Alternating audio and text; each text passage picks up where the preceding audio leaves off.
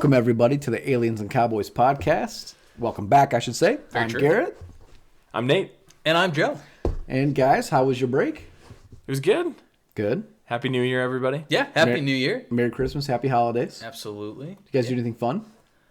Yeah, it was good. I had fun just staying pretty close to home. So Yeah. I have family that's a little bit of a drive, but not too much. Still inside an hour. So it's not like we had to travel too terribly far. And then other than that, got to stay at home and see family here in town too. So it was great. My idea of a good holiday is kind of a relaxing experience where I don't have to travel very far. So very fortunate that I have the ability to do that here. So yeah. Yeah. A couple of slow work weeks, which is very nice. Yeah. Very true. Short work weeks as well. Yeah. Yeah. It was kind of odd having them both on Wednesdays, New Year's Day and Christmas Day. Mm-hmm. But yeah. I know Nate's been playing a lot of Jedi Fallen Order. I have been lately, yeah. Nice. Are you liking I've been that? putting a lot of hours. I have mixed feelings about it. Okay. I think it's kind of a cool new concept. It's kind of a far cry from Force Unleashed, if you play that, where you are like an all-powerful Jedi. Right. Starkiller.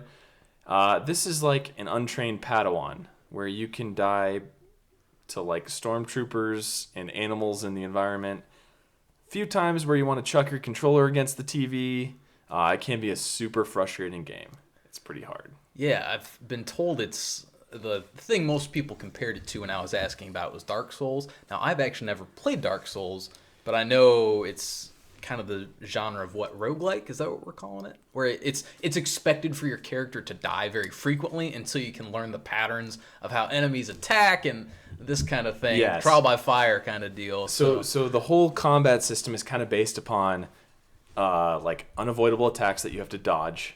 So like the enemy glows red, you have to dodge it, or you have to parry at the correct time, and then you have to count, particular actions to know when to parry, that sort of thing. So it can be super frustrating. Also, the system that they implemented in this, which is kind of a pro and a con, that when you die, you go back to the first like meditation station, and then you have to go all the way back to the person that killed you, and you have to at least cause some sort of damage to that particular individual to get your experience back. And if you die before that, then you lose all that experience. Interesting. It's a big no for me. Yeah, it's that level of difficulty and punishment. Once again, Dark Souls that reminds me of, and that's why I've avoided it. Like I'm just much more of a casual gamer now, for lack of a better term. So like me 10 years ago, I probably would have loved Dark Souls. I know the games have been out for quite a while. I just never tried to pick them up and play them. But now where I'm at, I'm like, no, I don't. That sounds frustrating. Just hearing you talk about it, I'm like, I'm not sure I'd like that. Yeah, I can take it in small doses and then I have to turn it off. Gotcha. The story, though, do you like the story of it? Because I've heard, regardless of gameplay, which I've heard some people get frustrated with, I've heard that the story that they're telling and the visuals and everything like that is actually really, really good. Yeah, it's it's kind of an open-ended adventure where you get to go to a lot of familiar places, but it's still its own story. So you go to Kashyyyk, you go to Dathomir, which I think is Darth Maul's home planet. Yeah. Couple Bogano. I'm not sure if that is in any of the lore. I don't recognize that one. That's cool if they're adding new planets in, though, too. Yep. Yeah. And then Ilum, spoiler alert, where they get the actual crystals for the lightsabers. Oh, yeah. The planet. That's really cool. You get to go there. I can't get over Cameron Monaghan as the Padawan. It's so funny because he is a stand-in for the Joker, I think, in the show Gotham. Yep. Spoiler alert. And he obviously that Mark Hamill being the Joker throughout the Batman series of video games. Yeah. It's just so weird because I look at him and it's kind of like it's no different than the guy from Walking Dead. I'm trying to think of what his name is. Who's in that, like, it's like the game of the year. It's a PlayStation game where he's like Death Stranding. Death Stranding. Yeah. Yeah. Death Stranding. Good call. It's very surreal to see these actors like morphed into these characters. Specifically, though, Cameron Monaghan. Like, there's nothing about him that, like, I feel like is intimidating. And maybe that's the point of him being a Padawan. Yeah, I was gonna say he was a Padawan. That might be the point of what they know before that. There's nothing about him that, like I said, like when I'm seeing him on the commercial and he's like lightsaber fighting somebody, I'm just like, dude, just stab him already. Like, it can't be tough. It can't be a challenge. Yeah, I'll say that, like, I think he's a great actor. I like him in Shameless. I like him in Gotham from what I've seen of that. In this, the voice acting he does is just terrible. It's so monotone to me. Really? I just feel like It's a paycheck. it's also very repetitive because every time you die, you get a lot of the same like cues, and I don't feel like there's enough of them to get a bunch of variety. So Gotcha. Well, that's what it reminds me of. Yeah, turning in the paycheck when Destiny first came out, and the whole like when Peter Dinklage, who's phenomenal. We all love Peter Dinklage. Yeah. But for whatever reason, I forget all the drama behind it. But I liked it. I thought it was good when he was voice acting it. But then they had Nolan North come back in to redub over it as the ghost in that. But yeah. Huh. I don't know. I think it's interesting how now you do see, and famous people have been doing voice acting for a very long time. Call of Duty's had quite a few. Yeah, Call of Duty's a good one there. But now, just like you were saying, with their likeness and the fact that we are now getting to a point where it's so photoreal almost by how we're casting these people in these roles just like we would be casting them in a movie. It's really kind of incredible to see that. Or disappointing, like and I haven't played it, so I can't speak to the gameplay, but with the Avengers. I'm still on that bandwagon, 20 episodes ago. I heard it's supposed to be really good. I'm sure the game is good. Yeah. But like I said, I couldn't believe that all that we've done with Disney and we've done with these actors playing the Avengers, we just forwent the licensing on their likeness for the video game. I didn't understand that. I thought that was such a miss, because I do think there are people out there that, I included, specifically won't buy this game because, to me, that's not the people. Like, it's just their stand-ins, really. I'll argue against that point because I don't think anyone could afford that game if they had hired all the actors to do the voice acting. Yeah, Disney just has to take that. I just don't know. They have to eat that cost. I just don't know why they wouldn't. As much as we've done with those guys through 22 picture arc, and now that most of them are done, like this could have been the capstone. Like, okay, we're likenessing them into a video game. People will buy the video game. Their voice. It's just one last thing for them to be a group. Yeah, and I get where you're coming from with that, especially because with the success of the MCU, we haven't really seen anything like that before. Just like you said, over 20 plus movies that they have these combined arcs that intertwine that culminate in this fantastic movie, right? But at the same time, if you are a comic book fan, which we've said this numerous times, none of us have really read the comics per se, at least not many of them, right? But if you're a diehard comics fan, seeing them in live action is still probably different than the image you would have had in your mind at the time when those people were cast. Fair enough. So now it's just back in reverse. Like, we just get a different iteration of them that doesn't look like Chris Evans or Robert Downey Jr., but it's still Captain America and Iron Man, Fair point.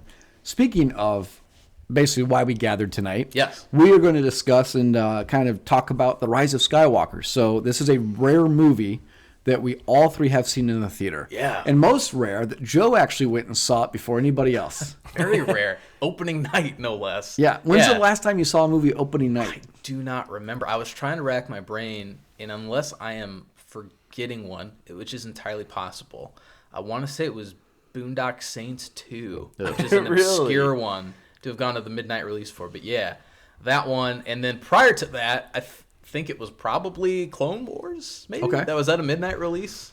It was. Those were midnight releases. I didn't see any of those in midnight release. I remember I went to Clone Wars like the day it came out. I ended up, I don't know if I just didn't have school. Maybe I didn't have school that day. Nate probably did. And I ended up going with a friend of ours from high school to see that like at 12 o'clock. We went to like a movie, like a 12 o'clock showing. Yeah, so correct me if I'm wrong on this as well, but it used to be a midnight show was a midnight show. A midnight showing was a midnight showing. Thursday night was like 12:01 a.m. and then the true release was Friday. And now a really good friend of mine, he called me up. It was kind of last minute that we got this going. And I will add as a side note too, like the seats that were available, this massive screen. It was 4 stories by 6 stories. Jesus. And the only real seats available were the first, like the front 2 right in the middle. And it was an experience. We both really enjoyed it. It was a lot of fun, but fortunately the seats reclined back, because if they hadn't reclined back, there's no way we would have really been able to even look up to see what was going on. Right. We had to read the opening crawl literally by turning our heads completely to the left and then completely to the right to try and keep up with it. It was crazy. But yeah, anyway, point being is that there were shows, I think Thursday night at like 5 o'clock, 6 o'clock. I'm like, it just seems bizarre, because if your official release is on a Friday, I'm sure there's more that goes into this decision than I'm familiar with. But if your official release is on Friday, like, it might as well be a Thursday. I think the last one I went and saw midnight showing was a Harry Potter film. I think it would have been not even the last Deathly Hallows. I think it was the Prince. I'm trying to think of the Half-Blood Prince. I think is the last one I went and saw a midnight showing with. I just can't stay awake for those. I can't make it to midnight, let alone stay awake for a 3-hour movie until 3 o'clock in the morning. Yeah, I know. And then go to work the next day. No, Joe, I have a question for you. What's up? Jumping back to your Friday showings. Oh, yeah. Who did you dress up as to go see the movie? You know, I really wish I had dressed up, but sadly I did not. I will say it was really cool because we went there and they had, I imagine it's the local 501st Detachment, which is the cosplay group, primarily for like Imperial First Order, so the scum and villainy, if you will, of Star Wars. So I think it was the local 501st Detachment that showed up. They were decked out, man. It's legit. The guidelines for 501st is super strict, so you have to be movie quality for your costumes. So these guys were there, like Kylo Ren, Scout Troopers. There's actually a Scout Trooper at the booth taking the tickets. Well, it was an employee taking the tickets, but the Scout Trooper was standing right next to him. And he like held out his hand as we walked up. You know, it was great, man. It was an experience. Did you give him like a middle finger? So no, I didn't. I just kind of like gave him a thumbs up or something. Like I don't need my ticket, and wave your hand at him. I should have done that. I don't need my ticket. I regret not having done that. But yeah, it was a really good time. I'm glad I was able to see it. We all know that we're going to get more Star Wars movies, obviously. I would hazard a bet we're still going to see movies with Skywalkers in them, even though that they said this is the last of the Skywalker movies. But it was still really cool to be able to go see this one opening night in the theaters. You know, it's pretty neat. Okay. Well, let's talk about it. Like I said, this is a rare movie that we saw. I know it's been out for a while, so we're not like reviewing it. So yeah, we will be, obviously major spoilers. We're going to talk down. Most parts of our the movie, goal Our goal of this podcast episode will be to talk about Rise of Skywalker, and then we're going to end with just kind of discussing the Mandalorian, since that ended as well during our brief absence. So if you haven't seen Rise of Skywalker, I don't know at what point to fast forward to yet because we're not going to edit this thing. So just keep skipping ahead. If not, go see the Rise of Skywalker. Come back and listen to this episode. Likewise, if you've seen Rise of Skywalker, seen Mandalorian, hang tight with us. We're going to go through a couple things here. So what I want to talk to you guys about first is just your general thoughts on this movie. Or, I'm sure we've already gone over in past episodes what our expectations were, what we were wanting out of this film. Right. So I just want a brief synopsis of what did you guys think of the movie? Yeah, I'll dive in here. Overall, I really liked it. I think it was a movie that if you want to nitpick, you will find plenty to do so with nitpicking. But just as a pure spectacle, what I kind of wanted to get out of a Star Wars experience, it certainly delivered on that. I'd read a couple reviews prior to going to see it that, obviously the critics had a chance to see the movie, and they were talking about how overcrowded it was and how overstuffed it was. And I do have to agree with that assessment. It was very busy. There's a lot that they were trying to fit into this, and having since seen it, it now seems like a couple people, I don't know if this is valid or not, but apparently they were talking about maybe breaking the movie into two different ones, which that would have been a really big slap in the face to Rian Johnson if they had now, instead of a trilogy, they're like, actually, we're going to do our final movie in 2 segments for 2 full releases. Like one for undoing the second movie. Exactly.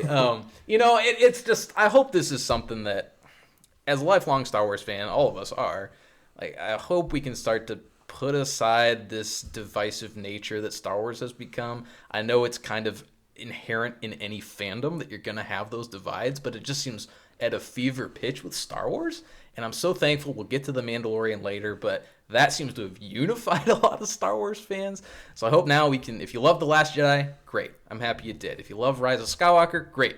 I'm happy you did. Like, I thought it was great overall. I really enjoyed the film, got what I wanted to see out of it. I had mentioned that I was hoping there would be some of these high adventure elements, almost like an Indiana Jones kind of thing, and we got a little bit of that, which I was really excited to see that. That desert sequence was great. I love how they kind of start getting sucked through the sand and they fall through to find that cavern with the giant worm thing. Like, it was really cool. What were your guys' thoughts on it? Overall, I really enjoyed the film. I think they did a really good job of picking up where they left off, and I guess, in the end, there was always Palpatine coming in the end, so it was just a matter of how you get from A to B to C, and it's just what path do you take to get there. Yeah. But I think they tied up a lot of loose ends. They didn't try to go and finish like very subtly to where they can really continue this on. They did try to kind of cap it for the most part, besides Rey. At the end there. But I really enjoyed it. Of course, like you said, Joe, you can nitpick all day about things, but when you have like a 2.5-hour movie? Yeah, thereabouts. It's trying to cap up a 9-movie anthology. You're going to have a lot of things that are left unanswered, and when you're jamming that much in there, there's a lot of stuff where they just say this happened, but you don't know how that happened or why it happened, and that leaves you a little uneasy when you leave the movie. Garrett? Yeah, I have to say that I really did enjoy it, and I guess the reason why I enjoyed it is, to me, this was the nostalgic movie that I wanted. I know that they didn't risk anything. I'm okay with that. You know, when you talk about the prequel trilogy, you have to understand that a lot of the characters that you enjoyed from the originals aren't in that film, in that set of movies, right? Because it's before their time.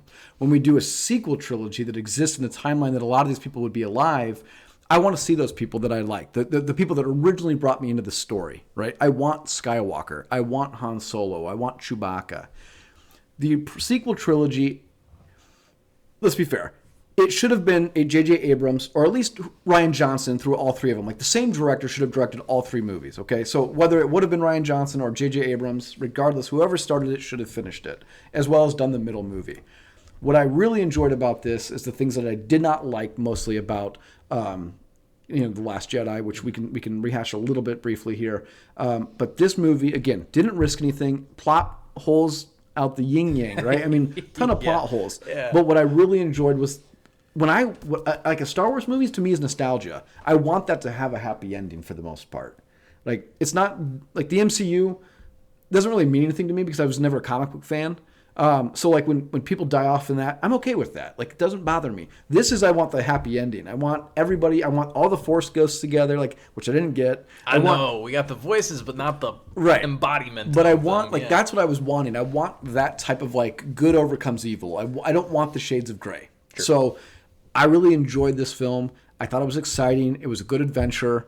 It makes me wonder where they're going to go forward with if they're going to leave the Skywalker saga, which I fully never do believe they will, because we're bringing things in. We're in the same timeline as these guys. We're going to run into characters similarly. Specifically, the Mandalorian is so popular, and there are arguments about leaving the timeline. They're in the middle of the timeline right now. Yeah, they're in the middle of the timeline with the Mandalorian. Yeah, and not to mention, granted, I get that they were referring, I think, to movies specifically, but we've got an Obi-Wan Kenobi series coming. Right. Like, you can't. They're literally looking to cast a young Luke Skywalker, I believe, for the Obi-Wan Kenobi series. So there's obviously we're getting more of the Skywalker story. It just might not be in movie form for a while. So let me ask you guys this. I'm assuming, and we can all probably agree, that if Palpatine, and I don't know if J.J. Abrams ever came out and said in Force Awakens that Palpatine is the evil baddie, right? I think I read today that the intent was always to have Emperor Palpatine come back as the third installment of this trilogy. Right, but what they should have done is introduce some form of him being alive in the second film. Yeah. Because what we don't want is Palpatine to be scrolled across the scroll, and that's where we get the first ever acknowledgement of Palpatine's alive is in the scroll. That was a very weak part to open with. Absolutely. Yeah. So, I mean, that's something I want to ask you guys. What are your thoughts on Palpatine coming back to be the evil baddie? How do you think the Palpatine character did in this film? And is there anything you would have done differently regarding his character? I consider this a pro, actually. Okay. He was there from the very beginning, from episode 1.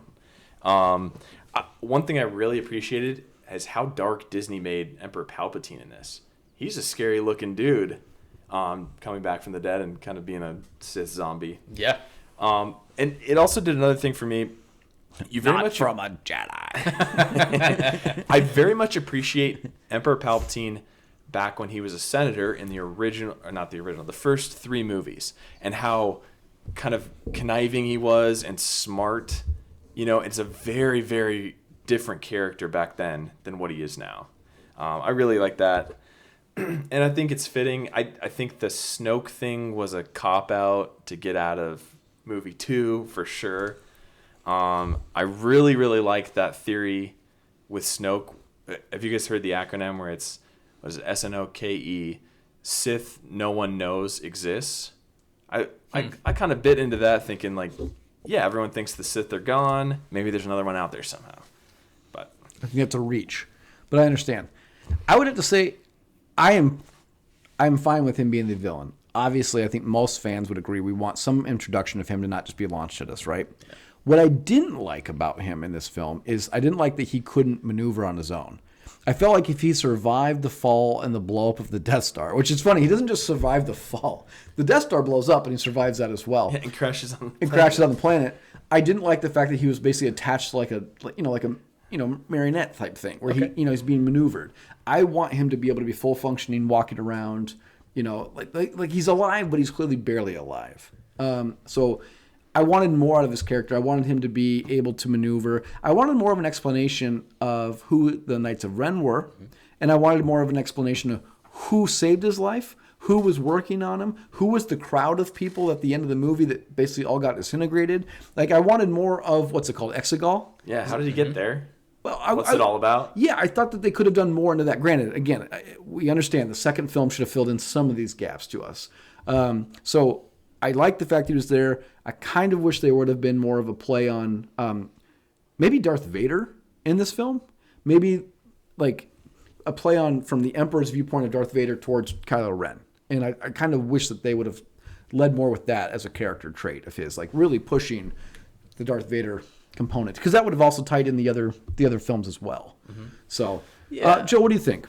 Overall, and in regard to what you'd mentioned earlier about having the same director on all three films, I think that certainly would have assisted. At the very least, what they should have done is had them sit down, especially in this day and age of collaboration and setting up these major movie arcs. Why on earth would you not sit down with whomever you're planning to have direct and write a story from start to finish so the script is consistent and coherent, and then go back to decide, all right, this is how we're going to, divide them out. So I don't know why they did not do that. And because of that, the now major complaint I have, I'll get back to Palpatine. I'm sorry, I know I'm ranting a bit. But like the biggest complaint is how disjointed this trilogy now feels because of that.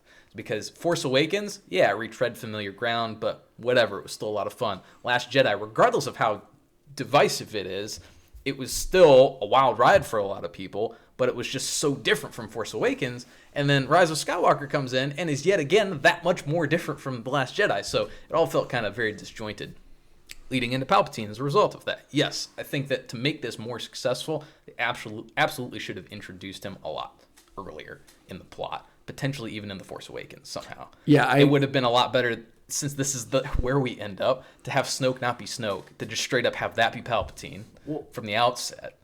The opening scene, right, in this movie is you just meet Palpatine, right? Yeah, like it doesn't like out of nowhere, just the like there's dead no surprise. Speak or whatever, like the opening crawl, like you know, it's just I don't know. That was a miss for me, but riding that nostalgia wave, having Palpatine back in general, I still would consider it a strength of the movie. It just could have been that much stronger if they had built to that moment a lot better and had him be that presence from the beginning.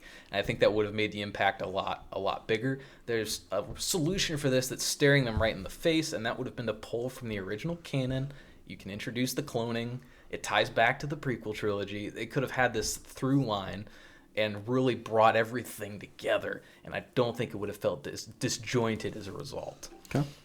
Let's do a couple things. Let's do likes and dislikes. But when I do likes, I want to talk about likes as far as characters go in the film, and then likes as far as the plot points. Similarly, I want to do dislikes of the characters and the plot points as well. Sure. So let's start with the likes, and let's start with the characters. What worked for you with the characters in this film? What worked for me, certainly what I would consider a strength, is getting that core group back together. Making sure that Poe, Finn, and Rey actually shared a significant amount of screen time together. Keeping Chewie in there for a while, too, which will tie in, oddly enough, to a latter point where I'm disappointed with something, but I digress. Having, at least from the outset, that kind of team-up was really, really strong, I think. Specifically in regard to Poe, I like Poe's character a lot, and I thought this one did a better job of balancing the Star Wars humor that we're more familiar with. It didn't feel quite out of left field like Last Jedi Star Wars humor.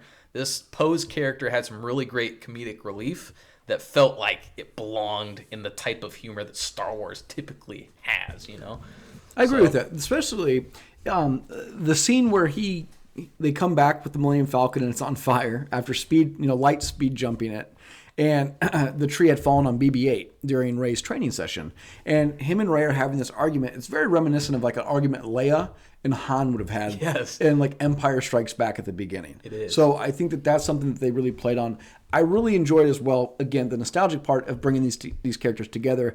I must say, this is still a negative of this trilogy. I could care less on who survived this film because I did not have any emotional attachment to really care about any of these characters outside of, obviously, Chewbacca. Was really the only guy I cared about. Yeah. I feel like, though, it was still better that they brought them together. I will still maintain, and I'm sure other people feel this way, that Finn and Poe should have been one character. Having them both in there, it just is a little too much for them. Obviously, when we talk about the core group of people, and I just feel like you could have gotten rid of one of them and had that character been both. And really, it's probably Poe's character should have been Finn. So like Poe as a pilot should have just been simply Finn as like the rogue scoundrel that's just kind of with Rey the whole time and not kind of off flying X-wings, right? I really enjoyed what they did with Leia. Mm-hmm. I thought it was good. I thought it was respectful.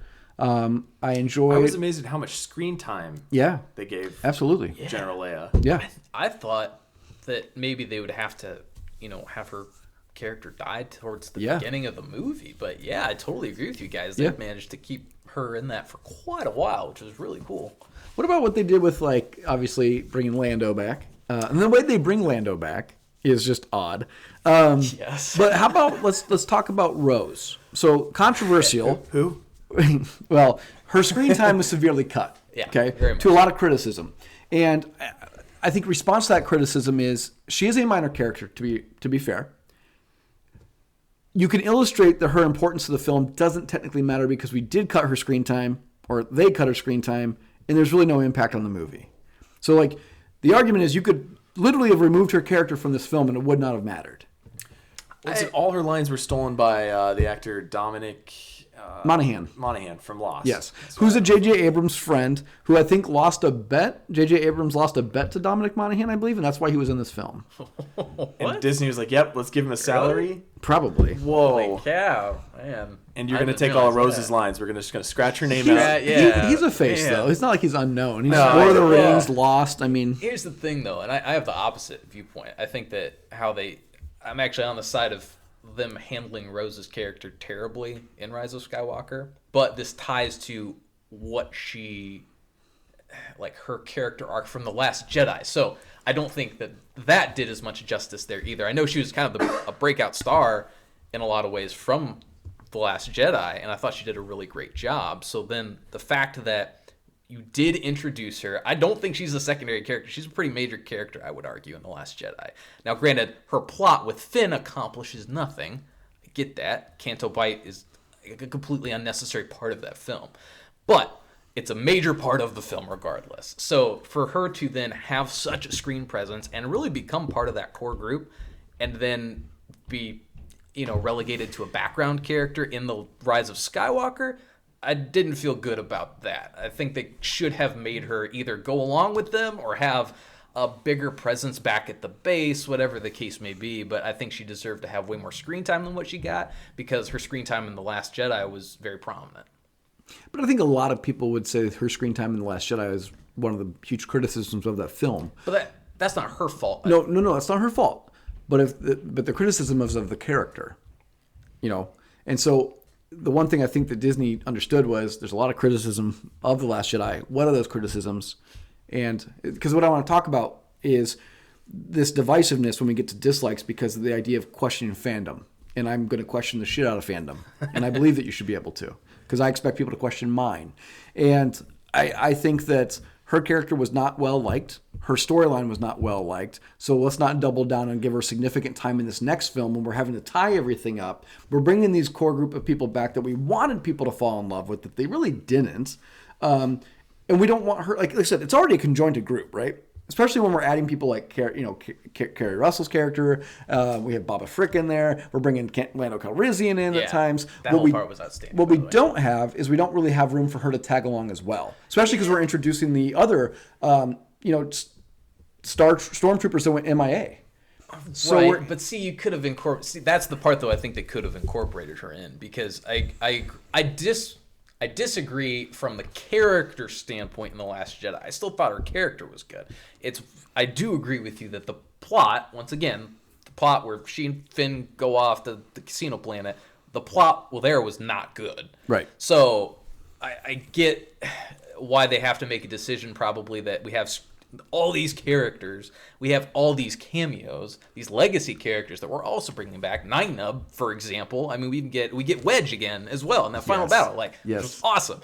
But for the life of me, I don't understand, especially because, once again, building up to the end of The Last Jedi with the relationship that's being established between Finn and Rose, this is where it breaks apart the most for me. Is how then do you not make her a bigger presence in The Rise of Skywalker? Regardless of Canto Bight, regardless of how people feel about The Last Jedi, you had a major core character who does still have a bunch of screen time. Finn. You have a major core character that shares a lot of screen time with that new character.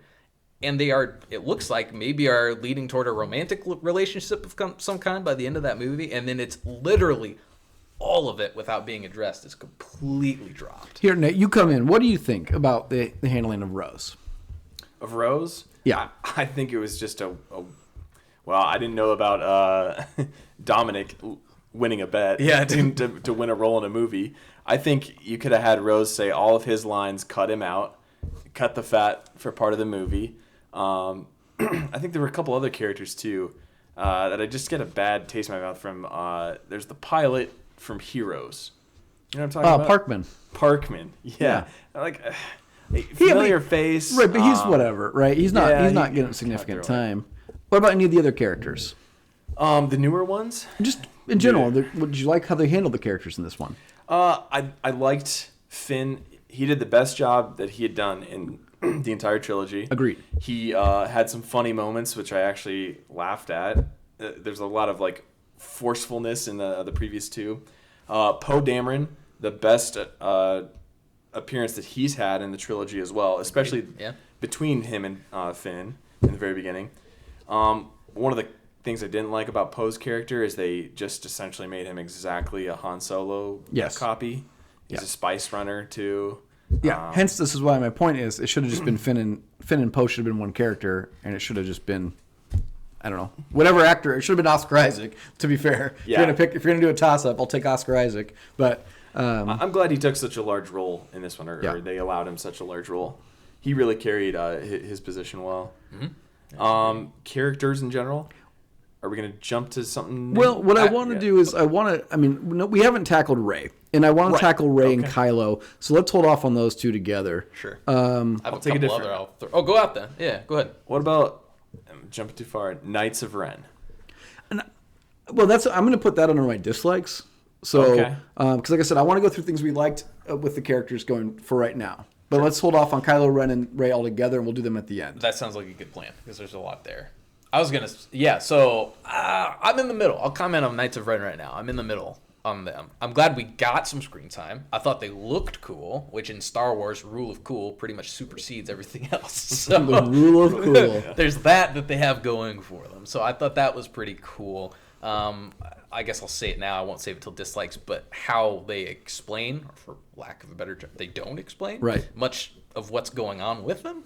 They are doing that right now in a comic series. Of course they are. It's being released. Got it. You get to know their backstory, but that's a bit of a crutch in my opinion. You should at least have a little bit of your exposition. If you can, in your exposition, say the dead speak and introduce Palpatine, the biggest baddie of them all, in an opening crawl, you should be able to work in somehow a little bit more about the Knights of Ren, I think. But overall, I thought they were kind of cool villains to have, I would say. I liked it too. I have the same exact points that you do. I wanted to know more about them. They look cool. Yeah. They were powerful, kind of, more or less. Yeah.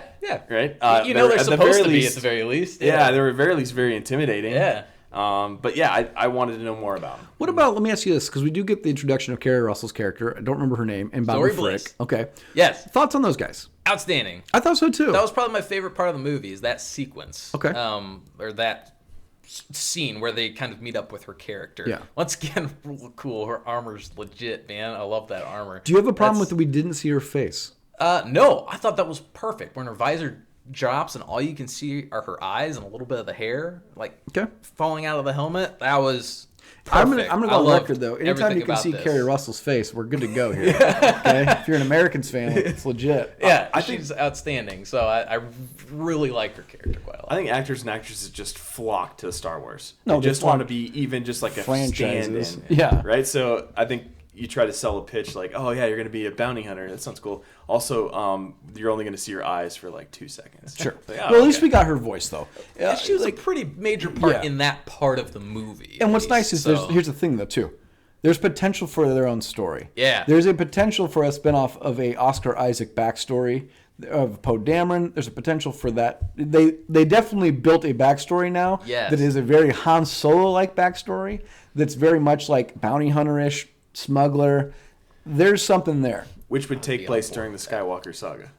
My argument is they're not leaving the Skywalker saga. They can't escape it. They can't. Even the Mandalorian, everything from the Mandalorian is built in the Skywalker saga timeline. Like, we don't have Boss, but we have Trandoshans. We don't have IG-88, but we have IG-11s, right? We have everything that's a stand-in for it. We have a baby Yoda. We don't have Yoda. You know? I think that's done purposefully, where it's familiar but not too familiar, Right. and like they're trying to stretch it, and finally it's gonna. Hell, the break. Mandalorian is Boba Fett, right? It's a stand-in for the most arguably popular character in the franchise. Well, we'll get to that. That's fine. We'll get to that. I got a hot take on that one. Yeah, because Boba Fett's in the show. Anyways, but where were we? Zori Bliss, Babu Frick, the little droid, or not droid, the little guy who works on the droids. Yeah. What'd you guys think of him? I thought it was cool. I liked him. It was fine. He was cool. You go to a hacker, you don't expect it to be that particular character. Right? Okay, how about this? After The Rise of Skywalker came out, people were saying to move over Baby Yoda because Babu Frick is on the scene now. No. Agreed. No. You can't. He'll never top the amount of memes. One of a Baby kind. Yeah. Yoda's And got. I will say that after like the first couple days, I have not seen anything like that again. It's like Baby Yoda has taken over again. So. Yeah. No, and Baby Yoda, my argument about Baby Yoda is it's probably the best single marketing campaign that Disney's ever had. Hands down. Like, you could make, could you make, I know it's not as big as like Mickey Mouse, but like, it could be as big as Mickey Mouse, like the way that they have this, the way this show. You don't have to have Baby Yoda grow up. No, and that's the great part about his character. He never already 56. Really that we'll ever see, unless they're like, we're gonna jump ahead 400 years or something. But it's outstanding. Did you see their projected losses for not having available Baby Yoda merchandise for the holiday season? But I also heard they didn't. but I heard they didn't want to have that happen because they didn't want to give away the secret. Great. No, I am beyond on board with how they handled that because it was such a satisfyingly shocking moment during that reveal. And they're confident they're going to make that money back up. It's just not during Christmas time. Yeah, it's just on pre-order. Did you see? I thought somebody came out and said that the valuation now of Disney plus ESPN plus Hulu is like $100 billion. I believe it. Some godly amount of valuation for that. Right? Okay, let's go to plot points that you liked. So we have a lot of, like you said, different plots going on, different stories, different Wayfinders, Sith, holocrons. We're trying to find a Jedi Sith guy that dropped the parents off on the planet that were actually the Palpatine's children, played by Jodie Comer, by the way. Nice little stand in there. So Rey's mother is the star of the show Killing Eve. So really good if you like that. I just started watching that. I'm really enjoying it, actually. If you're a Dexter fan, you'll enjoy it. I'd really like those two to get together. I will tell you this. I thought the plot. I like the adventure jumping around. It was kind of like Return of the Jedi in a way that we're going to this planet, we're going to Endor, we're going to do all these different things. We're going to Jabba's palace. Like we're going to different locations, and we went to a lot of different planets in this movie. So I'm okay with that. I have more dislikes on the plot, specifically the Death Star cannons on every ship. Is a huge problem to me. And that's a problem I have in Star Wars in general. What I hate is the fact that we started off with the Death Star, the size of the moon, then we went to Star Killer Base, and now we're going to every Death Star, or every Star Destroyer is a Death Star.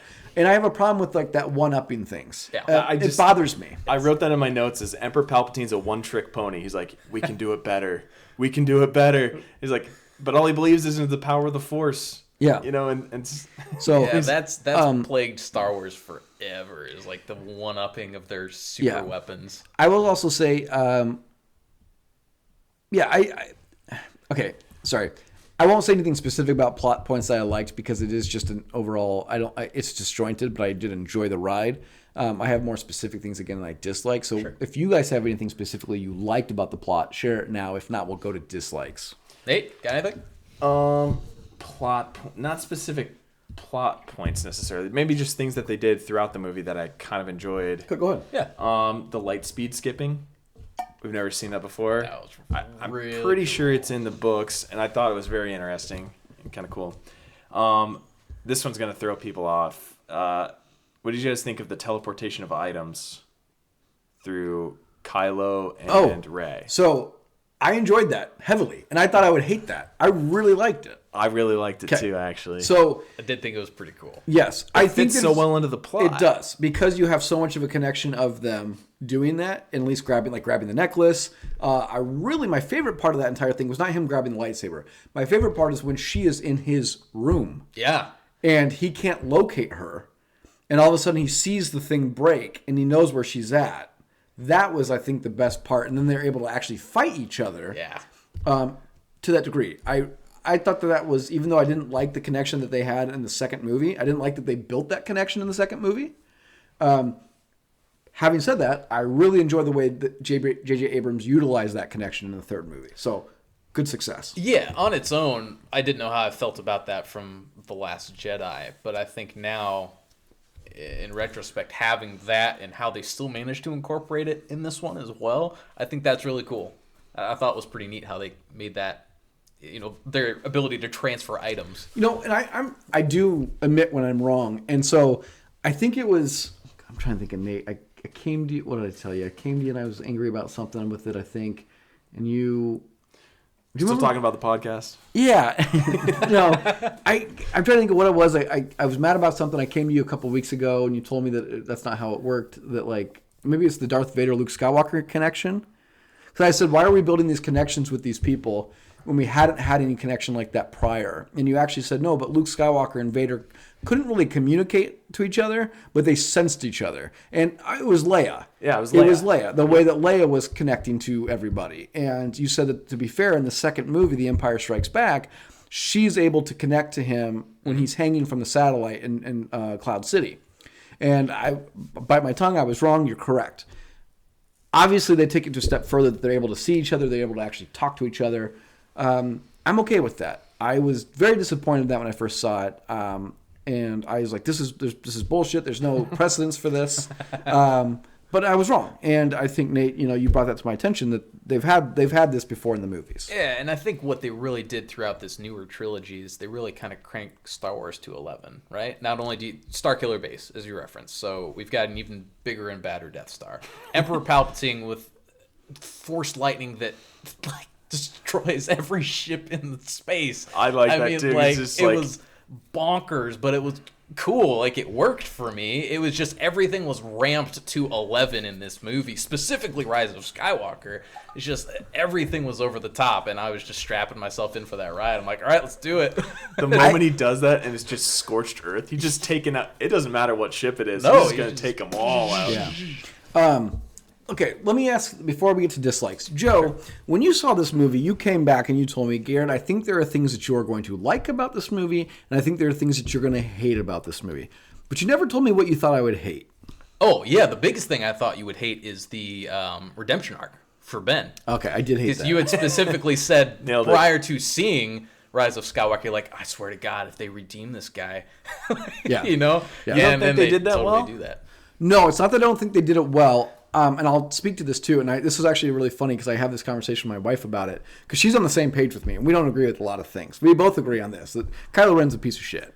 Yeah. And he should have been killed. I mean, he was killed. But he should never have redeemed himself as Ben Solo. He dies a hero somehow, Right. though. Don't like that's that. the part I have a hard time with as well. So let's go to dislikes, and then we'll get to Rey and Kylo. Sure. So dislikes I did not like about the film. I didn't like how we dealt with Hux. I didn't like how we flipped him as a spy on a dime with no precedence for that. There's so whatever. no payoff there at all. I didn't like Well, that. I didn't even know he claims he was the spy, right? But then there's a line that he says where he says, I just want to see Kylo Ren lose or something. So is he really the spy, or does he just in competition with Kylo Ren? No, he's the spy, but he's not doing it to be altruistic to help the Resistance. He's doing it just because he wants Kylo dead. I follow now. So it still sucks. Yeah, he's still a bad guy. Is how I took that. Yeah. He just happens to be helping them because they have a mutual enemy. Yeah. You know? So didn't like that. I didn't like the fact that Rey's parentage is actually Palpatine and not Kenobi. Agreed. Okay. There was always speculation that she was going to be a Kenobi. For some reason, and I think that with her being a Palpatine, it kind of really F's up the entire series to be like the Palpatine bloodline actually wins out. That the Skywalker bloodline actually does die with Ben Solo, and that the Palpatine bloodline actually survives. So I don't like that. I didn't like that every Star Destroyer is a Death Star, and I definitely didn't like that they have this hidden fleet in Exegol that's like the size of like. I don't even know how to explain. So many questions with that. Yeah. Copy paste. Yes. Yes. Didn't like that. Horsepower. Yeah. I didn't like the horse riding at the end. I buy that. I was okay with that. Seeing how they did it, I was okay with that. There's one piece of dialogue that makes me buy that. I surprisingly didn't mind the Force lightning that took everything out. I'm okay with that. I didn't like the Avengers Unite at the end. How they brought back everybody Endgame style and everybody just shows up. Like nobody comes. Lando's able to force skip through everything and just be like, doo-doo-doo-doo, and like everybody shows up. There's criticism for like how fast he circumnavigate the galaxy. Yeah. While they're fighting off like 5 X-Wings this whole time. Yes. So, like I said, larger plot points. I felt like a lot of it's just simply we didn't have enough time to develop things. Like if you could have said what a Wayfinder was or a holocron even. Because the holocron does not exist in the prequel trilogy. It exists in the books, but not the trilogy. So the majority of people don't know what a holocron is. I don't think it's in well, maybe there's reference in the prequels. It's not. They're not referenced. If they are referenced, they might be referenced in the Jedi Library in the second movie. Archives, they might. But you don't see them. But in the books, you know Hayden Christensen's character is looking, or Anakin's looking for holocrons on how to save lives. It's big in the books. It's big in the animated series. But by and large, in the major trilogies that most people are familiar with, I don't think it's there. Yeah, we also should have got Force Ghosts. 100%. A lot more than we did. I will say this. Luke Skywalker's treatment in this is infinitely better. Okay? The fact that he catches the lightsaber this time versus throwing the lightsaber over a cliff matters. So I want to go into a rant here. The reason why I feel like The Last Jedi was not good to me is the specific treatment of Luke Skywalker. Now, I've heard people say they should understand that Luke Skywalker can be grumpy. They know why he does that. I'm going to argue why that's horrible, and I'm going to argue why that made everybody mad, and it's going to call into account people's fandom. So, the people who like Last Jedi are generally critics and blue check marks on Twitter. The people who don't like it are generally the population, and the Rise of Skywalker is vice versa, right? Blue check marks don't like the Rise of Skywalker. The regular population generally seems to give it a positive rating. I feel the reason why that is, our movie critics have only seen the movies, okay? They have not delved into the legends of Star Wars like many of the fans have. So, when you tell me that Luke Skywalker is an old grumpy hermit, I don't buy that because everything of Luke Skywalker I've ever read or seen, including hundreds of novels that Disney, when buying the series, kind of threw out of canon. But up until they bought Star Wars canon, the entire canon was Luke Skywalker was never like that. So when all of a sudden you show me Luke Skywalker being a different way, it does throw everybody off and makes them angry. So I question the people's fandom on who really like The Rise of Sky or The Last Jedi, as in people who aren't real Star Wars fans. I feel like that's fair for me to question that. Like somebody can question us on anything comic book related, because we don't read comic books. Right. Okay? I feel like I don't have the knowledge on everything. I don't think you guys have the knowledge on every topic. But I feel like that's the point to make, that the real fans of Skywalker have a history with this guy that's 99.9% he's this way. Okay? It's no different than if J.K. Rowling would have already said, had Dumbledore changing book 6. I'm not done. I'm not going to find any Horcruxes anymore. I'm going home. It's not worth fighting Voldemort anymore. Harry, you're on your own. What would people's reaction to that have been? They would have been angry, and rightfully so. So, my argument is, the treatment of Luke Skywalker in this is infinitely better, should have been the way Luke Skywalker was in the second film, which, by the way, we also got way more training montage in this one, which is better. Yeah, that's true.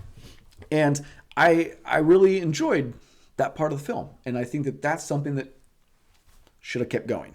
Go ahead. Sorry, rant. No. It's fine. I think you make some valid points there. I also really enjoyed that moment. I love his line to paraphrase, where he says a Jedi should have more respect for his weapon or something like that. Yes. I think it is this part right here that people who loved The Last Jedi were like, J.J. Abrams is sabotaging Rian Johnson. I really think it was this specific part of the return to Ankh-To, and they are going through this sequence. I loved it. I loved him pulling the X-Wing out of the water. I loved him catching the lightsaber. I love him having a very rational discussion with Rey where he's truly a mentor to her. Yes. In that mentor role, like he was always supposed to be. Yeah. Like, and I totally agree with you. Try not to rant about Last Jedi. We've done that enough on multiple episodes probably of this podcast. But like, that's the biggest problem with it. And we'll continue And we'll to. continue to. Yeah, that's the biggest problem with The Last Jedi. If you had made Luke be truer to his character arc that so many of us are familiar with who have read the books, the original books, and know how wise and how compassionate, and he's not without his own challenges. He's not without his own demons. I'm not trying to say that he's like through and through this complete symbol of purity, because he's not necessarily. He has his own challenges that he has to overcome in the original canon. But like, still, the fact that he's Luke Skywalker, he's still a beacon of hope. He's still someone that you can look to for, inspiration. He's a Dumbledore character. Yeah, everything it's about like, Dumbledore is Luke Skywalker. So- People are scared of him. Yeah, within the context of the story, that was frustrating in The Last Jedi. Taking a step back from the story elements of it, however 30, 40 plus years later, whatever we're going on now, from the release of the original trilogy, you finally have Mark Hamill back to reprise his role as Luke Skywalker. You've jumped through the hoops, you've made that happen, and now you're throwing it away.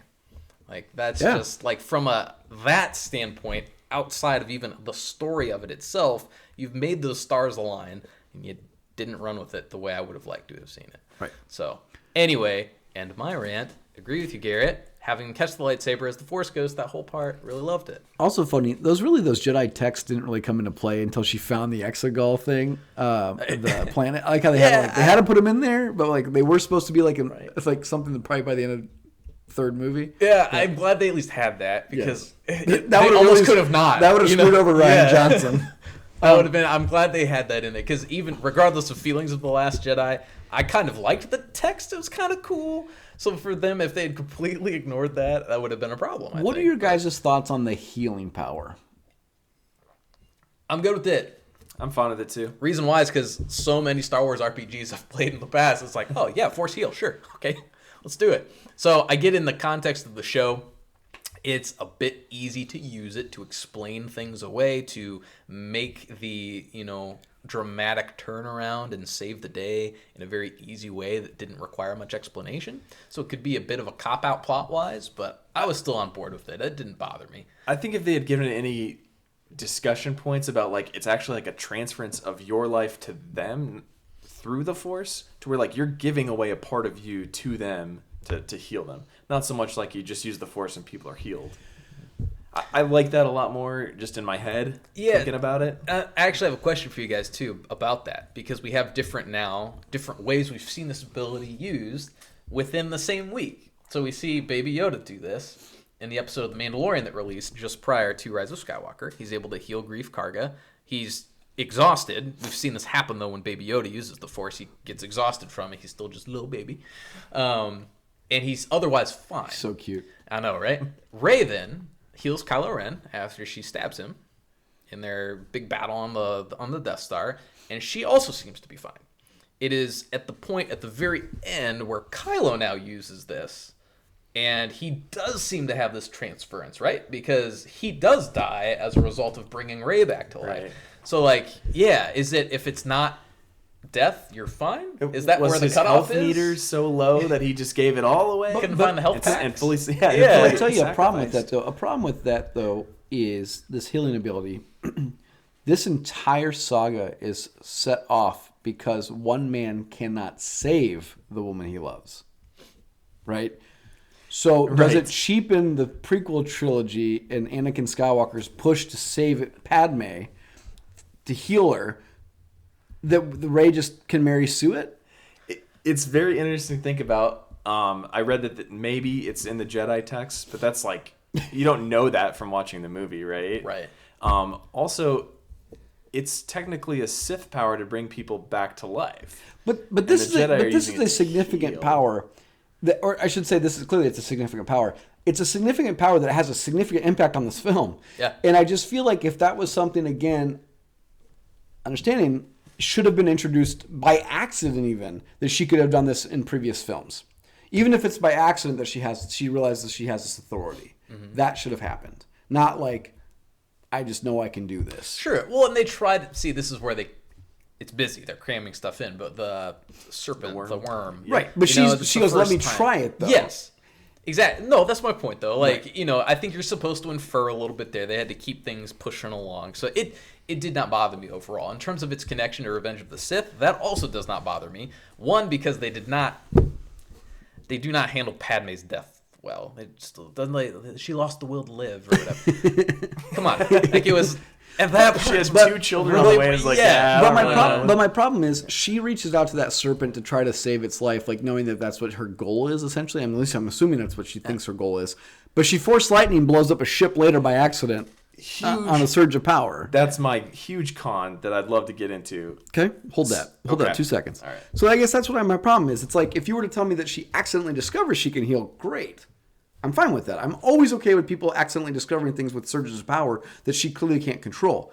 I mean, that's why go ahead. I was just going to say, everything still, I think, I'm thinking through this right now as I'm speaking, so give me a second, but I think that all still lines up. The only time we ever see a Jedi use an ability to heal is truly healing. They're not dead. They're being healed. Kylo Ren, while he's been redeemed, he's very clearly been a Sith, and he's the one to actually bring her back to life. So if we're trying, okay, I don't know how strong that argument is, but because he's kind of stretch gears shaking his head. Yeah, I know, right? But still, like if he's Ben Solo at that point. But it's not like he would suddenly lose all this dark side knowledge, right? So if he was trained as a Sith, if he actually had obtained once an emo, always an emo, right? Then he can. I don't know. I'm spitballing here. Go ahead, but Nate. I could see it. I could see that. Talk to me about the lightning. Okay, so this is a huge plot point. Finn sees Chewbacca getting handcuffed and going onto a transport. He is not very far away from this transport, right? He turns his head to yell at Rey and says, "Get that transport, Chewie's on it." Somehow confuses it with an exact replica of the one she just saw. And then out of nowhere, she blows it up, right? And she feels terrible. And then they go to whatever ship and she feels that his life force is still there. That's all great and fine. Except she just blew up a transport with Imperial people on it. But what about those people? Who else was on that she killed? So first everything's like okay once they find Chewie, but all those people have died. Awesome tug of war though, with pulling the ship back. Cool. I thought that was cool. Yes, that was I'm neat. cool with the Force lightnings, especially because you now know that she's a Palpatine, so it makes sense. A lot of people had problems with that. So, they thought cowardly for them not killing off Chewbacca. No, you can't kill off Chewie in this new trilogy. So I'm not against killing off Chewbacca. I'm against killing off Chewbacca in that way. Like if Chewbacca's going to go out, he's going to go out like a BA. Yeah, he's going to have to. I vote in hand-to-hand combat, right? Like a Wookiee should. But what you're not going to do is show him handcuffed with his hands behind his back with a neck collar on, like a dog, blowing up on a ship that you don't see him anymore. Yeah, like he's going to go out, So I agree with you. I think that was a lot of criticism too. And they realized we killed Chewie. Just kidding. 30 seconds later. That was a couple of those moments. Yeah, there are a couple of those moments. That stands out to me though as well, Nate. That might be my least favorite part because it was so cheesy. At no point did I actually think Chewie died in that scene. And I started laughing so hard because I was thinking that exact same thing in the movie when he turns, like here's a big ass ship. And he turns to notify Rey about it and turns back. And there's nothing else in the sky. Like the other one hadn't taken off yet? Or? It's just that part was so silly. I never want... In that moment, I'm like, Chewie's alive. That was dumb. He's not going to be dead after this. Okay, before we get to Kylo and Rey, one thing I want to... I told this to Joe and Nate. Think about this. How come in the original trilogy, nobody knew how to speak droid? But in the prequel trilogy, they started to learn a little bit, and now everybody speaks droid. Is that true? It's been a long time since C-3PO used to have to translate for R2-D2, and the only the time that Luke Skywalker knew what R2 was saying was when they were in the X-Wing. So it seems like that's a continuity error, that in the original trilogy, it didn't seem like people could communicate. And that's why C-3PO was so important as an annoying character, because he's talking most of the time. Where did everybody? Why did everybody? Where did they learn droid? No, how did they stop learning droid? Oh, How did they know it during the Republic? Did the Empire outlaw droid speak? Yeah, you asked me that, and now I want to go back. It won't be a hardship for me to do this and rewatch them all and see what kind of droid speak they are able to understand in those different movies. Well, also everybody can understand Wookiee. Because everybody can communicate with Chewbacca now. Why don't you program the droid to speak English? Yeah, that's also racist. Well, Nate. whatever galactic basic is. Yeah, English didn't exist at that time, Nate. It's a long time ago, galaxy far away. Yeah. It's not. It's no Well, Earth. the equivalent. basic. Then. You're right. Galactic it is basic. interesting. I get that you're wanting to make different droids do different things from like a show creator perspective kind of thing. But yeah, it can't be that hard to be like, oh, R2, even if you know literally no other languages, at least know galactic basic. He's got jetpacks. He can shock people. He can do all sorts of things. Hold C-3PO's backup. Yep. Ram. So, okay, let's talk Rey and Kylo then. Raylo. So good. Cringe hearing you say that. So, people that ship those two. I would say this. Okay. Where are you beginning, first of all? So my wife and I rewatched The Force Awakens and most of The Last Jedi before we went and saw Rise of Skywalker. So she has the seen. day off. That seems like a lot of time. Well, this is over like a 6-day period. You know how I watch movies 30 minutes at a time. She had seen these. She had gone to see these movies in the theaters, though. So she has seen them once before. She is not a diehard Star Wars fan. She really enjoys Rey, though. I think Rey is her favorite character. She thinks that she's a really cool character. But it was funny because she goes, "Why do people like Kylo Ren so much? He's kind of a douche." And specifically, why do they want her with Rey after Rey kills Han Solo? So after Force Awakens and he kills Han Solo, she's like, she doesn't understand why people on Twitter, specifically like 13-year-old girls, are shipping these two so hard. And what's shipping mean? Like pushing them into a wanting relationship. them to be together. Yeah. Oh, okay. Yeah. Shipping? Get with the times, Nate. You know, just one thing. Do you know what a snack is? Have you guys heard this? I would love to hear you explain it. No, as you know. Keep in mind, we don't edit this podcast. Yeah. My wife had to explain that to me. What's a snack? What's a snack? Are you playing dumb? No. I don't win every time. I don't know what a snack is. Okay. It's when your significant other gets all dolled up to look good, to go out, to look like a snack. And it kills me even saying that right now. Ugh. Like a date night? Yeah. She's like, I'll be down in a minute. I want to look like a snack. That's what your wife says to you? That's no.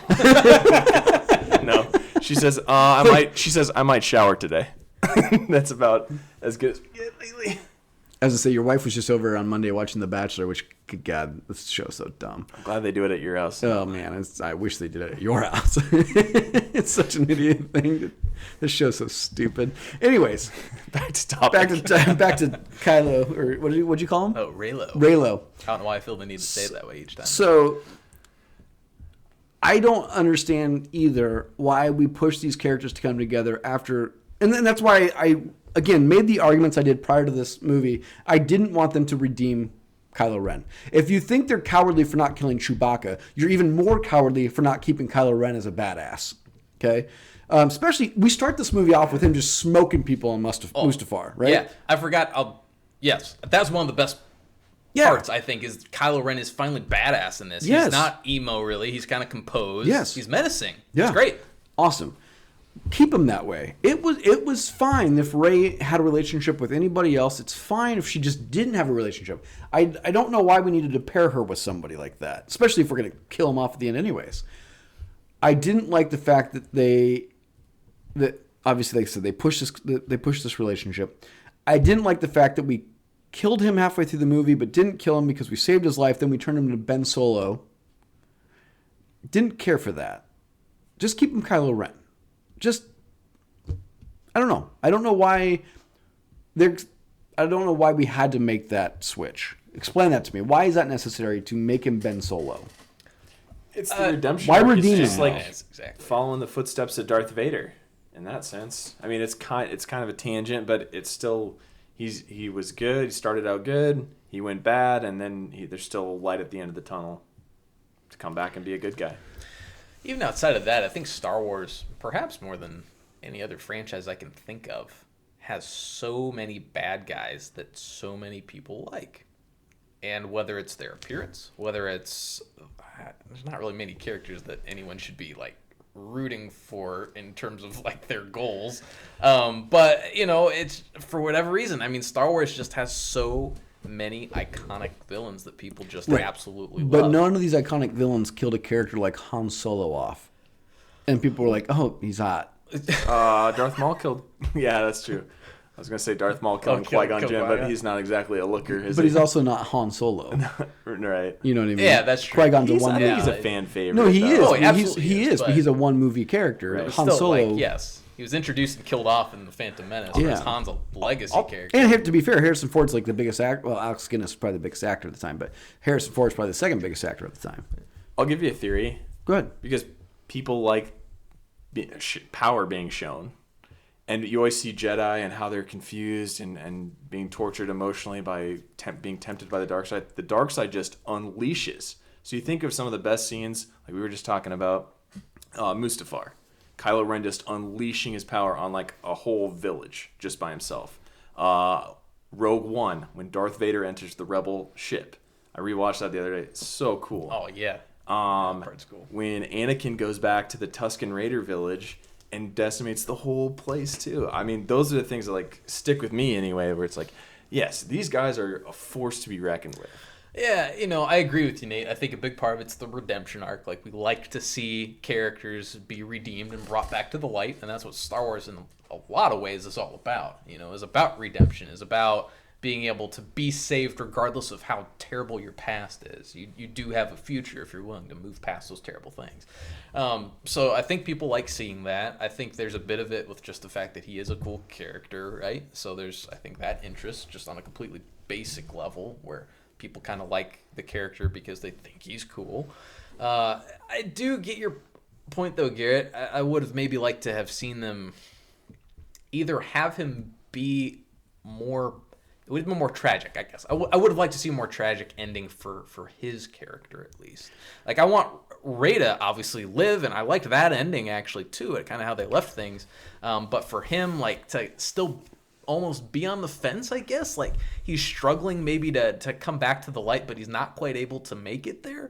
And I think that would have been really a tragic story arc for him that is then, as opposed to Anakin's rise and... you know, being saved at the end, this would have almost been more cautionary, where like he doesn't get completely out of it, and that leads to his death. But in no realm would Rey, after The Force Awakens and her connection with Han Solo and kind of that friendship she strikes with him, almost like a stand-in for, you know, whatever, to be his next partner, she would never have fell for Kylo Ren after that. She watches him kill him. Like, that's just, I'm saying, it's like you're giving her amnesia, you know, and... Yeah, and I've always, you know, it's this thing. It's the same with Anakin. It's the, you know, how kind of intoxicating power is, right? And it's this thing about the dark side where it clouds your ability to think rationally, and you get drunk on the power that it's able to provide to you. So I think that if we look at it through that lens, where if he's not... He is in control of himself, so that's the problem with this. But like the fact that the dark side pushes you beyond what you might otherwise not have done, and that as you get closer back to the light, that shroud falls away and you're more of your old self, you know, you can see the redemption, I think, a little bit better that way. Because it's the same with Vader. Like, Vader is absolutely horrendous, like the atrocities he's committed, right? But everyone still is on board with that. Like, by the time Luke saves him, right? Because we like seeing that redemption. And once the shroud of that dark side falls away and he kind of has this moment of realization that he's been doing these horrible things, it's almost like he's shaken out of a stupor of some kind. Correct. But nobody saw up to that point, nobody had seen Darth Vader actually kill somebody of importance on screen. He stick to, yeah. Kills Obi-Wan. Obi-Wan disappears before that lightsaber hits him. Well, yeah, but he kills Obi-Wan. It's his intent to kill Obi-Wan, whether you think he is actually the cause of Obi-Wan's death or not. Other than that, there's nobody else you see him actually lay waste to in that film, in that trilogy. What do you guys' viewpoint on her being a Palpatine, shuns the name, turns into a Skywalker at the end and buries the lightsabers back on Tatooine. Which, by the way, I hope the child doesn't I really find love those. that she doesn't go to Jakku. Like, why did we not take her back to Jakku? Why didn't we just start her on Tatooine then? We started her on Jakku, Yeah. but she ends up on Tatooine. At no point are we connecting the first movie to the third movie here with her. Well, that's just she's just going back to Luke's. I think No, it's I get it. unimportant at that point. I get it, but what I'm it's saying just where is, she was dropped off. but why didn't we just start her on Tatooine then? I mean, I get that it's a desert planet and there's a ton of similarities, and yes, it might as well have been Tatooine. I get that, but I think that would have fallen a bit flat with me right from the outset. There's so many similarities in The Force Awakens as it is. No, I'm at least on board with them being like, hey, this is Jakku. Oh, by the way, this is actually the planet over which the final battle was decided between the rebels and the Empire officially dissolved. Like, they have a whole backstory for Jakku, which I think is really pretty cool. So I'm okay with her having been on Jakku and then having known where Luke was from, or Luke was raised, I should say. Her going back to bury the lightsabers. They also got that little. I love where she hops on the sheet metal and slides down the little hill into Luke's home there, which is a callback to Jakku when she slides down from the Star Destroyer. I loved it. I thought cool. it was good. I'm just, it's a lot of, obviously it's a lot of fan service, which is fine. Yeah. But I'm just saying, like, I think that there's more connecting threads we could have had we had her end up on Jakku at least, or. I don't think she would ever want to go back to Jakku. Then she couldn't grow up to be a moisture farmer.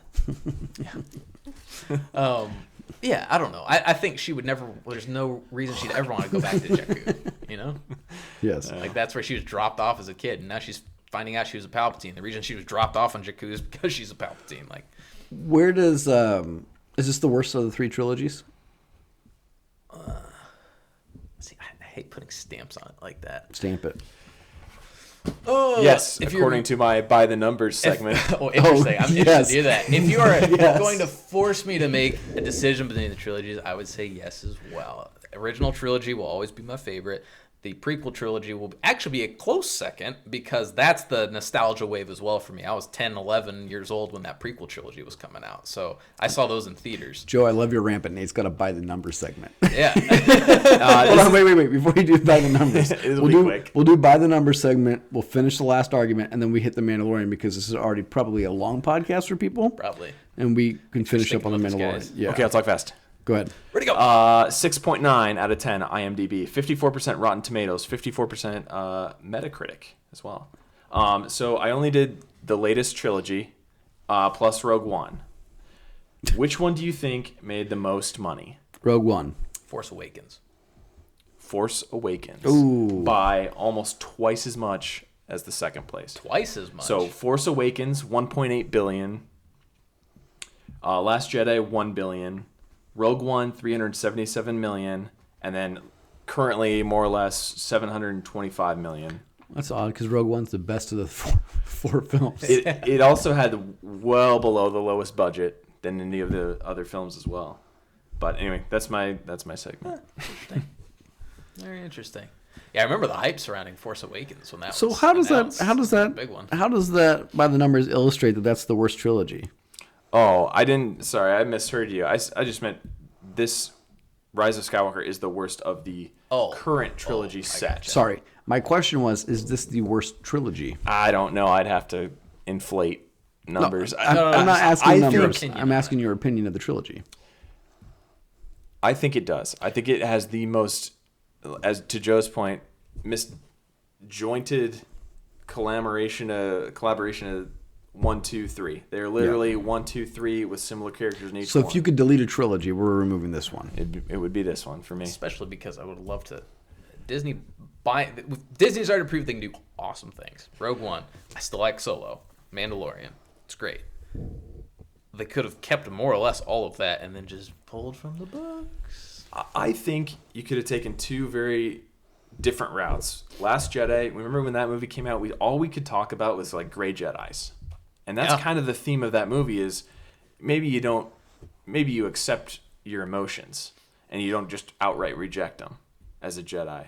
There's some like middle ground because your hubris, as Luke Skywalker says, leads to your downfall. When you think you know everything. And anyway, you can go down that route, the gray Jedi route, Or you can go and do what they did where they just kind of continue, which I do also like, just the plain black and white of it. You have Sith, you have Jedi. Mm-hmm. So I also liked something I do like that carries over from The Last Jedi.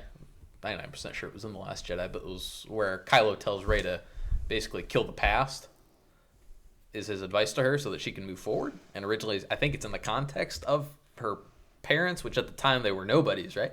Well, now, at the end of Rise of Skywalker, I think that echoes, like that advice echoes, because she's a Palpatine, but she's pushing forward beyond that. She's choosing a different path. So I thought that was kind of a cool little...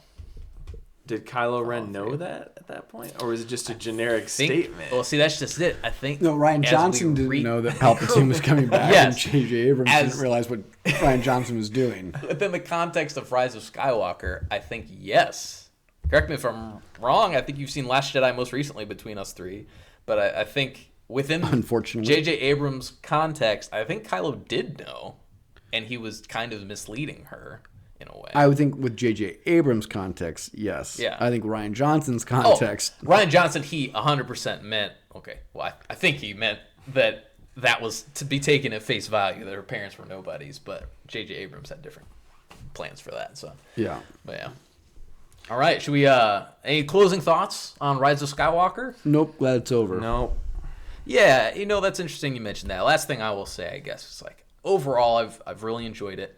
I can find things that I enjoy about Last Jedi.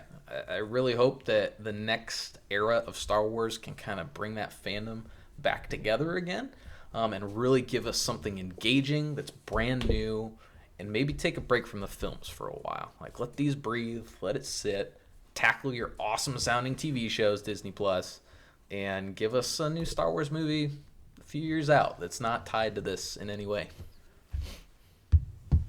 I got nothing. Sounds good. Well, Mandalorian this up, Joe. So this is your favorite show of all time. Yeah, it is. So that's not a lot of praise. I'm really glad that, because I was speculating that it would likely be that, just because of all of the things that it embodies. And now, having seen it from start to finish, I'm really, really beyond happy with how they treated these characters and the experience that they were able to deliver for us. So let's keep it general. So let's not do episode by episode, No, because we already got people on the hook here. All night. Why do you feel like the show has bridged that gap to bring both sides of the Rise of Skywalker people and the Last Jedi people together? Sure. I think one of the easiest things on its surface is that they made the right move, and we have no characters we've ever seen before. You can't have poor fan service, or at least it's much more difficult to have poor fan service, if all the fans are suddenly on the same exact page and with you have their no knowledge. Preconceived notions of what they should or shouldn't be. Exactly. Great. Exactly. I think that's a big part of it. On top of that, you have the people who are involved. Taika Waititi is a big hitter right now. Right. People love him. Bryce Dallas Howard, big hitter right now. Dave Filoni and Kevin Feige at the top, obviously, as well. You've got a lot of people that were involved at various stages of this. Jon Favreau, can't leave Jon Favreau out. A lot of people that were at various stages of this with various input that I think they were able to collaborate and arrive at a story that they knew they could tell to be compelling, that had its own twists and turns, that would make callbacks when needed, but forge its own way ahead as well. It's outstanding. It is everything I've ever wanted to see a Star Wars entity be. Okay. I think it's amazing how well it's done, considering your main character hardly ever speaks. You never see their face, but you know who he is. But you know who he is, right? And then to surround them with characters that can carry the main character who has the most screen time. It's kind of an interesting concept to think about. But yeah, I think there's so much lore and things that you are familiar with, but they're different. They're kind of twisted on their head a little bit, that you're not completely out of the realm of the Star Wars universe. Did you guys have a favorite episode? I did, yeah. Last one, finale. Okay. That is, I think, my favorite 45 minutes of Star Wars out of anything. Okay. Like, while the series overall, yes, it truly is. It's my favorite series. It's my favorite Star Wars thing, like I just mentioned. But that specific episode, I think, is the greatest 45 minutes of Star Wars. It has everything you could possibly want. It has the right amount of humor, which is within the realm of Star Wars humor, as I like to refer to it. Doesn't overdo it. The action's outstanding. You get a meaningful character death. You have a really satisfying conclusion to a season finale. So independent of Star Wars, I think it's a very strong finale. You tie up a lot of plot points, but you leave those breadcrumbs where you want to know more moving into the next season. It's phenomenal. I kind of liked, well, probably just one part of this episode because I can't remember everything in it, but when he earns all the Imperial credits, they're not really credits, but the blocks, the slabs of metal, the Beskar. Yeah, where he gets smelted, and there's a whole underground lair with the Mandalorians there, and this, I'll call her a smith, I guess, that does the armor for everybody. That's kind of a cool part, and you want to know a lot more about the Mandalorians, as far as like what do they say? It's not a race. It's a culture. Yeah, it's like a culture. This is the way, Nate. This is the way. This is the way. Yeah. Praise be. Under her eye. My favorite episode, it's a toss-up. I really enjoyed the second episode where he saves Baby Yoda. And the Mandalorians show up at the end with the huge show. Is that the second one? Maybe the third one. Is it the third one? I'm trying to remember. So I know exactly what you're talking about. It's the one where all the Mandalorians show up right? at the end with the jetpacks, and the huge shootout. Cool. But how he's going through, and he basically goes in and breaks in to get the Baby Yoda, and he's used the whispering birds or whatever they are. Cool part too. Enjoyed that part. It was action packed. I also really did like. I know it was kind of a bottleneck episode. The episode where they're in the forest, where you meet the Cara Cara Dune's character, and you see Baby Yoda kind of, like in the town. Like, I don't want to call it a town, but as they're fighting each other, and he's just like walking with the tea, and he's just kind of like staring at him. Like, everything Baby Yoda does is great. Like, my favorite thing that Baby Yoda did this entire show was when he force chokes them when they're arm wrestling. Just fantastic that he thought that he was under attack and like defending him, and it was just great. But it was a solid show, a strong show. I'm not on board as saying it's the best show of all time. Oh, that's fair. But I realize even if other people love Star Wars, they still might not put it all the way at the top. I totally get that. Right, to be fair, it's not making my top 10 right now or 15, but I think it's well done. I'm excited for the second season. I'd like to see where they take it and where they're moving forward with it. I kind of wish Pedro Pascal would just take the helmet off a little bit more, since we clearly know who he is. Right. That's not the way. But he's involved in like a million other things. I know exactly who he is. Right. And I think we'll get more of that in season 2. Do you think in the next couple seasons, I'm assuming this will go a couple seasons, I would assume are they going to introduce characters that we've known? There is already discussion and whispers of that happening in season 2. Okay, who's the whisper? We will get. I don't quote me on this, but I want to say it was Favreau who said it himself. So I trust the source if that is in fact the case. Who's the character? Oh, sorry, no confirmation on that. I'm just saying I believe. Once again, don't quote me on this. Yeah, but there is a picture he tweets about the green hogs that showed up in Jabba's palace. Oh, the Gamorreans. Correct. Yeah. So that's like that specific, alien race. I get it. But the only time that we've seen those was guarding Jabba's palace. Now, I know Jabba's dead at this point, but there could be other huts that we could run into. And obviously, since we're going to clearly see some huts, because what we do know the show does is your favorite things from the original trilogy, we're just going to copy and paste them and rename them. So you're going to get it. I'm also curious too. Do we get Yoda, the Baby Yoda, to a place where it can become a Jedi? Like, are they going to somehow take it to be trained in the Jedi arts? I don't think necessarily to go train it as a Jedi, especially not in the post-Return of the Jedi state of the galaxy that we're in here. The mission, as they've been given, is to go find his people. This is the questions literally nobody except the showrunners there do know the answers to. It's really interesting. Right. Who are his people? Do they all have force powers? The only 3 people we've seen that are like Yoda's species, Yoda himself, Yaddle, and now Baby Yoda, they're all very strong on the force. Well, I saw an interview the other day. They said that they are aware of what Baby Yoda's name is. So Baby Yoda does have a name.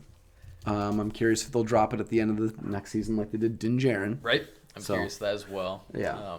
I'm really excited. We've got the Darksaber in there now, which is a very, very important weapon in Mandalorian history.